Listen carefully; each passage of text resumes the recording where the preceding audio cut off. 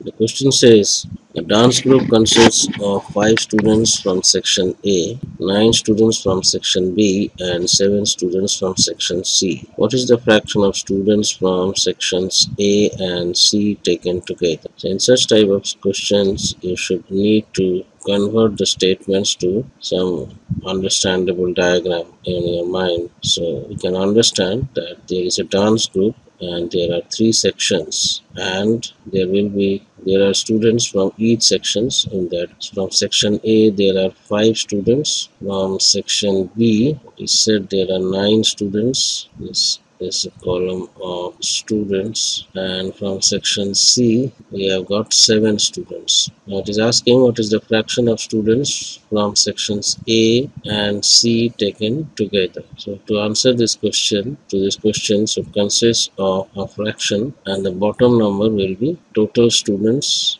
and the top number or the numerator will be students from A plus students from section B. So let us calculate first. We calculate the total number of students. So 5 plus 9 is 14. Yes, 5 plus 9 is 14, and 14 plus 7 is 21. 21. So this will be equal to denominator, and the bottom number is 21. Sorry, the question asked is total number of students from A and C taken together. So we will be have students from A and students from C and not B. So C we have taken we have to take students from C as well as students from A. So students from A and C will be equal to 5 plus 7. So 5 plus 7. So this is number of students from A, and 7 is number of students from C. So 5 plus 7 equal to 12, and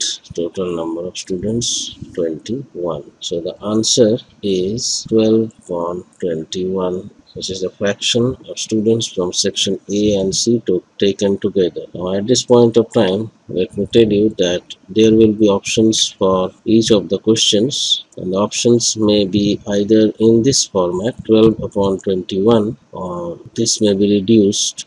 We should be able to reduce this fraction. So what we can do, we can see that 12 and 21 both appears in the table of 3. You can see that 3 4s are 12. This needs some practice. 3 4s are 12, and we see that 21 also appears in the table of 7. 21 equal to 3 by 7. Now what we can do, we can cancel out the similar terms. 3 ones are 3, 3 ones are 3, and therefore 4 into 1 equal to 4, and 7 into equal to 7. This 4 by 7 is the equivalent fraction of the answer, that is 12 upon 21. So both 12 upon 21 as well as 4 by 7 are the right answers. So the options may have 12 upon 21 or may have 4 upon 7. Both are right answers. To keep practicing to solve such questions as fast as possible, because you have to be fast while solving such questions.